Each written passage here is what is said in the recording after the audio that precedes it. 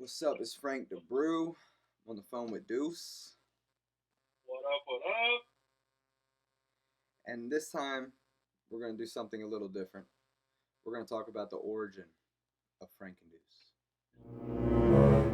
Smash that subscribe button. So, me and Deuce met in California at a rehab. That we did. It was a dual diagnosis facility. And for those of you who haven't been to rehab, that means roughly 2/3 of the people there were double winners. They had mental issues. A lot of mental issues. Can't say we Yeah. didn't have any mental issues, though. No, we still do. Yeah, true. We still do. We're sick individuals. But, Sick. yeah. So, you Sick. got there a couple months before me. Yes, I right? did. Yes. Yeah, And I was very serious. I was very serious about getting and staying sober. Yeah, I remember you were coming up on triple digits. Now you're coming up on 4 digits, which is Yes, what's up. sir. Going for that 1,000 days. Yeah. White knuckling. Dude, my first memory of you is being like, I asked you for a cigarette, and you were like, you get one. You get one. Dude, people were asking me all the time. Like, I know the moment. See, I remember I was looking for a job, and you already had one at the time. Mm-hmm. And then, do you remember how I made you laugh, and you were like, I fuck with this kid as a result? What did you say? It was ugly sweaters for the staff. Wait, what? So the staff was wearing ugly sweaters around Christmas. Okay? Yeah. And Lauren comes in and says, "This is my ugly sweater," and I just came out of a coma and go, no sweater could be ugly on you. And I shit you not, I think you handed my fucking resume to our manager at Goodwill like a couple the next days later. day. Yeah, dude, that was so because you said I can't believe I just said that out loud after. Yeah, that was one of those things that was supposed to stay in my head. That made it so funny. But yeah. Yeah. So that all happened. We worked together. We stayed sober out in California, and then we came home. And I will say that I've been to a lot of rehabs. I've met a lot of people, and fucking, you're the only one I've kept in contact with. Right, and for me, like I haven't been to any besides that one, but you're still like I maintained a little bit of contact with people for a little while. Yeah. Well, that's how it usually is. Yeah. Yeah, but not. I mean, you live in Baltimore. I live outside of Boston. Like in Right. Rhode Island. So like, it's not like it's easy for us to hang out. Like No. whatever. But we have visited each other a couple times. We've maintained this relationship, this friendship, and I think we're both the better for it. Yeah. I had jumped.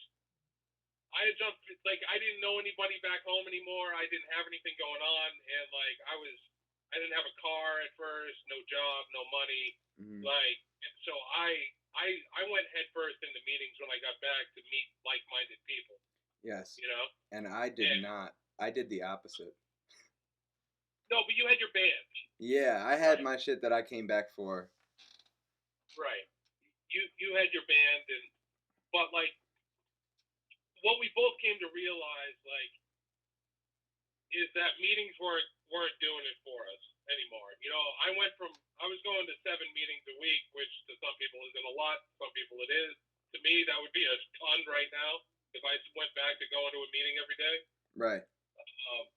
But it did help when I first got home. I'm not gonna lie to you, it helped a lot. But now we're both at a point in our life where we're just, I don't think we're hearing what not that we're not hearing things in meetings. It's that I don't. It's. I think we both come to the conclusion that there are other means for it for us to get our sober shot, our Yes, God shot. You know? there's other ways to do it, Yeah. and Like you. I think Yeah. that that's the problem with meetings is that people find other ways, and people in the meetings want to say that like you're not sober, or they don't believe you. They don't believe that there's other ways to do it, and I think that's one of the points that we really wanted to start this Frankendeuce. Yeah, we wanted to give a voice to the people that that necessarily aren't going to meetings, but are still living that sober life, and maybe still, you know, we. I mean, I've listened to speaker tapes. I know you've listened to speaker tapes, right? Yeah, Yeah, yeah. like That's actually how it all came up. Do you remember? I was going through a really rough time, and I decided to listen to some some addiction stuff from YouTube on my phone, like to try to help me out. And it's just that same monologue, that same format. And that's when, like, I think I called you on the phone and we were talking about it, and I was saying like it needs to change. Somebody's got to switch this up. And then we had the idea to try to interview people, like yeah, instead of them telling their own story, like having questions involved, and you know being more light about it. well, and I think that the way by asking questions to the person, you're getting out. There's no excuse to not get something out of it at that point because you're asking questions that you want to know more about. You know, E- like how exactly. like asking somebody how they stay sober, or what they do on a day to day, or just like the actual issues that they face on it, over the course of their lives in sobriety. Like we're able to ask those pinpointed questions, Hmm. and instead of just allowing. Now, let's face it, there are a lot of people that monologue and talk in meetings that have no business doing public speaking, right? Hmm. Like it's um, so it's a way to keep it on track and make sure that you can get something out of it, Yeah. um, and it's something different. If and God knows with the attention spans that we have as millennials, uh, it's So it can only help to keep people interested. yeah, And and hopefully the like that, one, the addict brain is so interesting. It's so crazy that I thought it'd be entertaining just listening to the fucking thoughts we have on a day to day. yeah, It's like hilarious. right. Sorry, I didn't mean to cut you off. It's just like the thing is the lives that we lived before we got sober normalize the most fucked up behavior there is out there, like in society for us. So there's really nothing that can shock us, you know. But Hmm. it's cool to hear how somebody else reacts to a certain situation that maybe we face, right? But we're Right. the only ones that could react that way. Right. um, so yeah, and it only takes two. As they say, it only takes two alcoholics to have a meeting, Just right? two. So Frankendeuce. Like and so subscribe. right, you smash that subscribe button, man. Don't press it lightly. Yeah, no, hit it hard. Nothing Um, gentle on this channel.